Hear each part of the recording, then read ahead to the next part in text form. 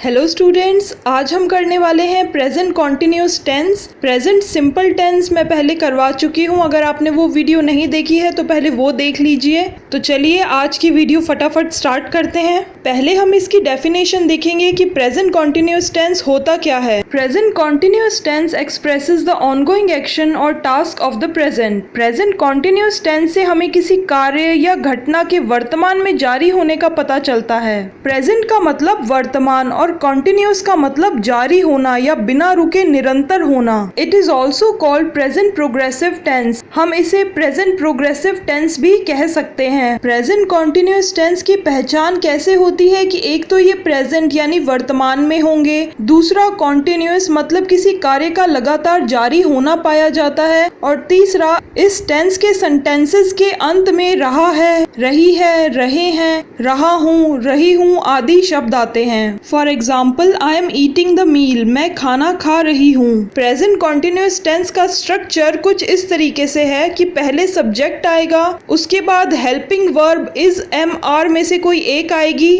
उसके बाद जो मेन वर्ब है उसकी फर्स्ट फॉर्म के साथ आईएनजी लग जाएगा, और बाद में बाकी का सेंटेंस मतलब ऑब्जेक्ट आएगा जिसके बारे में बात हो रही होगी। एग्जाम्पल देखिए, पहला एग्जाम्पल है ही इज प्लेइंग फुटबॉल। यहाँ पे सब्जेक्ट है ही और हेल्पिंग वर्ब इज यूज हो रही है, और जो मेन वर्ब प्ले है उसके साथ आईएनजी लग गया और हो गया प्लेइंग। और किसके साथ प्ले किया जा रहा है? फुटबॉल के साथ। फुटबॉल हमारा ऑब्जेक्ट है। सेकेंड एग्जाम्पल है I am studying in a high school. यहाँ पे हमारा सब्जेक्ट आई है, हेल्पिंग वर्ब एम यूज हुई है, और जो मेन वर्ब स्टडी है उसके साथ आईएनजी लग गया, हो गया studying in a high school. He is playing football, वह फुटबॉल खेल रहा है। I am studying in a high school, मैं हाई स्कूल में पढ़ रही हूँ। इन दोनों ही एग्जाम्पल से हमें पता चल रहा है कि वर्तमान में जो काम है वो लगातार जारी है। अब हम देख लेते हैं कि इज एम आर जो हेल्पिंग वर्ब है वह कौन से सब्जेक्ट के साथ में कौन सी हेल्पिंग वर्ब यूज होगी। जब सब्जेक्ट आई होगा तो साथ में हेल्पिंग वर्ब एम का यूज होगा। For example, I am eating the meal, मैं खाना खा रही हूँ। जब सब्जेक्ट सिंगुलर होगा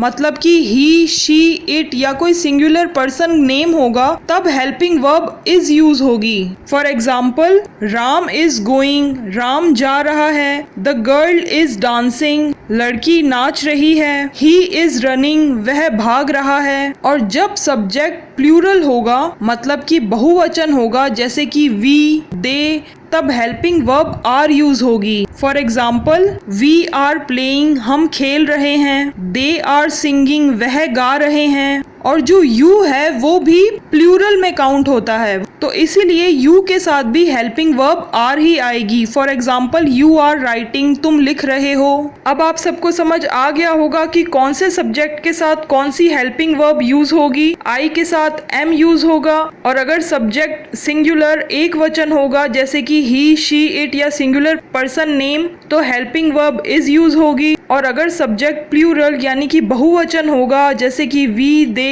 तो हेल्पिंग वर्ब आर आएगी। और एक और बात, यू जो है उसके साथ भी हेल्पिंग वर्ब आर ही आएगी, क्योंकि यू जो है वो प्लूरल यानी कि बहुवचन फैमिली में गिना जाता है। अब हम देखेंगे कि प्रेजेंट कॉन्टिन्यूस टेंस के अंदर पॉजिटिव सेंटेंसेस मतलब सकारात्मक वाक्य कैसे बनते हैं। To make the positive sentences we use same structure. तो पॉजिटिव सेंटेंसेस के लिए भी वही सेम स्ट्रक्चर रहेगा जो कि अभी हमने डिस्कस किया है। पहले सब्जेक्ट आएगा, फिर is am are helping verb में से कोई एक आएगी, उसके बाद प्रेजेंट पार्टिसिपल मतलब वर्ब की फर्स्ट फॉर्म के साथ आईएनजी आएगा, और बाद में ऑब्जेक्ट मतलब बाकी का सेंटेंस। एग्जाम्पल देखिए, Julia is making a sponge cake right now. Julia अभी स्पॉन्ज केक बना रही है। जूलिया जो है वो सिंगुलर है, एक वचन है, इसलिए हेल्पिंग वर्ब इज यूज हुआ है, और मेक के साथ आईएनजी लग गया, हो गया मेकिंग। नेक्स्ट एग्जाम्पल है he is going to the hill station next week. वह अगले हफ्ते हिल स्टेशन जा रहा है। यहाँ पे अगेन जो सब्जेक्ट है वो सिंगुलर है, ही है, इसलिए हेल्पिंग वर्ब इज का यूज हुआ है,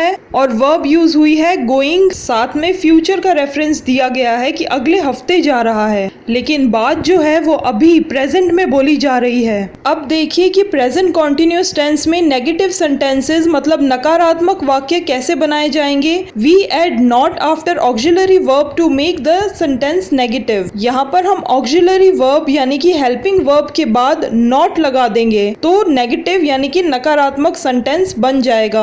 इसका स्ट्रक्चर रहेगा, पहले सब्जेक्ट आएगा, फिर is am are helping verb में से कोई एक आएगी, उसके बाद में नॉट लग जाएगा क्योंकि ये नेगेटिव सेंटेंसेस हैं इसीलिए, और बाद में वर्ब की फर्स्ट फॉर्म के साथ में आईएनजी आएगा और एंड में आएगा ऑब्जेक्ट। बाकी का स्ट्रक्चर सेम ही है, बस हेल्पिंग वर्ब के बाद में नॉट लग रहा है। चलिए एग्जांपल्स देखते हैं। फर्स्ट एग्जांपल है Julia is not making a sponge cake right now. Same वही रहेगा, बस नॉट लग गया है। जूलिया अभी स्पॉन्ज केक नहीं बना रही है। सब्जेक्ट जूलिया है जो कि सिंगुलर पर्सन नेम है, इसलिए हेल्पिंग वर्ब इज आई है और इज के बाद में नॉट यूज हो गया है। सेकेंड एग्जाम्पल में भी he is not going to hill station next week. वह अगले हफ्ते हिल स्टेशन नहीं जा रहा है। सब्जेक्ट सिंगुलर है, हेल्पिंग वर्ब इज यूज होगी और बाद में नॉट लग गया है। Very simple. अब हम देखेंगे कि प्रेजेंट कॉन्टिन्यूअस टेंस के अंदर क्वेश्चन सेंटेंसेस मतलब प्रश्नवाचक वाक्य कैसे बनाए जाते हैं। To make the question auxiliary verb come at the start of the sentence and question mark at the end. Question sentences प्रश्नवाचक वाक्य बनाने के लिए जो हेल्पिंग वर्ब है वो पहले आ जाएगी।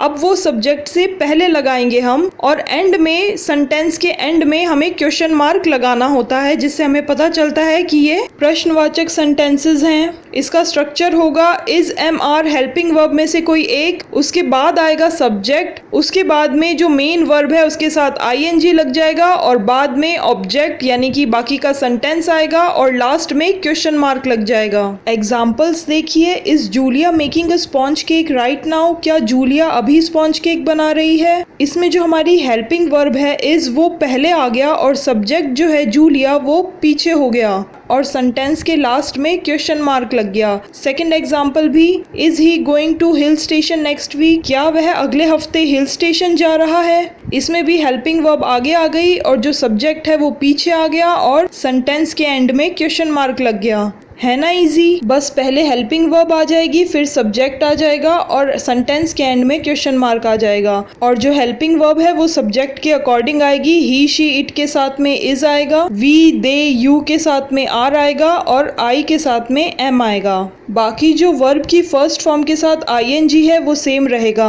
अब हम प्रैक्टिस के लिए एक वर्कशीट कर लेते हैं। एक्सरसाइज का पहला सेंटेंस है blank he blank the flowers. Bracket में वर्ब दे रखी है प्लक। प्लक मतलब तोड़ना।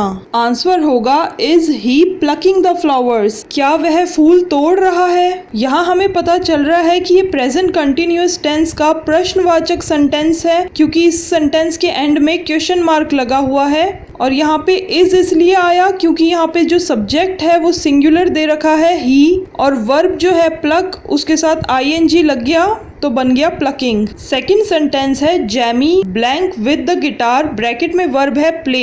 प्ले मतलब खेलना। आंसर होगा Jamie is playing with the guitar. Jamie guitar के साथ खेल रही है। यहाँ पे इज इसलिए आया क्योंकि जो सब्जेक्ट है जैमी वो सिंगुलर पर्सन नेम है और प्ले का हो गया प्लेइंग। थर्ड सेंटेंस है अनु ब्लैंक द फ्लावर। ब्रैकेट में वर्ब है नीड। नीड मतलब गूंथना।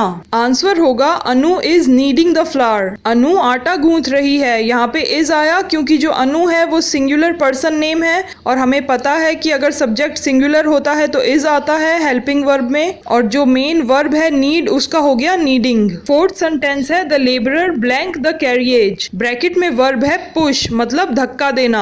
आंसर है the labourer is pushing the carriage. मजदूर सामान को धक्का दे रहा है। यहाँ पे इज आया है अगेन क्योंकि हमारा सब्जेक्ट सिंगुलर है। फिफ्थ सेंटेंस है we blank not blank the ruination. Bracket में वर्ब है स्केच मतलब ड्राइंग या चित्र। आंसर होगा we are not sketching the ruinations. हम बर्बादी का चित्रण नहीं कर रहे हैं। रुइनेशंस मतलब बर्बादी। ये जो हमारा सेंटेंस है वो प्रेजेंट कंटिन्यूअस टेंस का नेगेटिव सेंटेंस है। इसमें नॉट लग रहा है और यहाँ पर आर आया है क्योंकि जो सब्जेक्ट है वी वो प्लूरल है, बहुवचन है और मेन वर्ब स्केच के साथ आईएनजी लग गया, बन गया स्केचिंग। सिक्स्थ सेंटेंस है आई ब्लैंक एन इंटरेस्टिंग ऐसे। ब्रैकेट में वर्ब है राइट मतलब लिखना। आंसर होगा I am writing an interesting ऐसे। मैं एक रोचक निबंध लिख रही हूँ। और जैसा कि हमने पढ़ा था, जब सब्जेक्ट आई होगा तो साथ में हेल्पिंग वर्ब एम यूज होती है। 7th है blank you blank holidays on the beach. Verb है स्पेंड मतलब बिताना।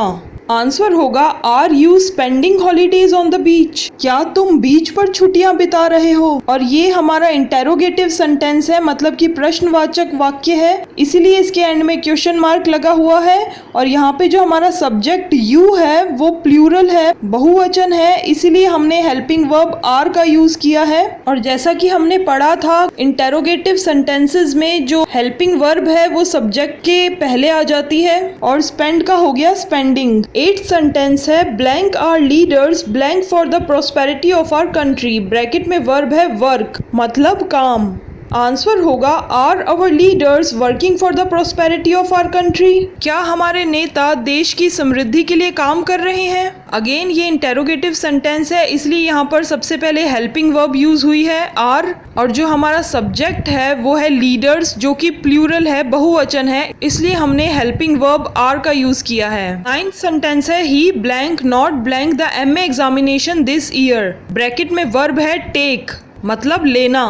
आंसर है he is not taking the MA examination this year. वह इस साल MA के एग्जामिनेशंस नहीं ले रहा है। ये प्रेजेंट कंटिन्यूअस टेंस का नेगेटिव मतलब नकारात्मक सेंटेंस है, इसलिए इसमें नॉट का यूज हो रहा है। और यहाँ पे जो सब्जेक्ट है ही वो सिंगुलर है, इसलिए हेल्पिंग वर्ब इज का यूज हो रहा है। और जो मेन वर्ब टेक है उसके साथ ING लग जाएगा, हो गया टेकिंग। 10th सेंटेंस है आई ब्लैंक माई क्लोथ्स। ब्रैकेट में वर्ब है आयरन मतलब कपड़े प्रेस करना, इस्त्री करना।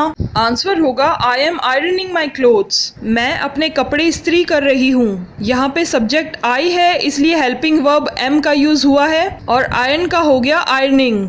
इसी के साथ हमारा प्रेजेंट कंटिन्यूअस टेंस कंप्लीट होता है। आई होप आप सबको अच्छे से समझ आ गया होगा। प्लीज इस वीडियो को लाइक करना ना भूलें और बाकी के स्टूडेंट्स के साथ, अपने फ्रेंड्स के साथ में शेयर कीजिए और इस चैनल को सब्सक्राइब कर लीजिए आगे की पढ़ाई को कंटिन्यू रखने के लिए। फिर मिलेंगे नई वीडियो के साथ, तब तक के लिए bye. Thank you for watching.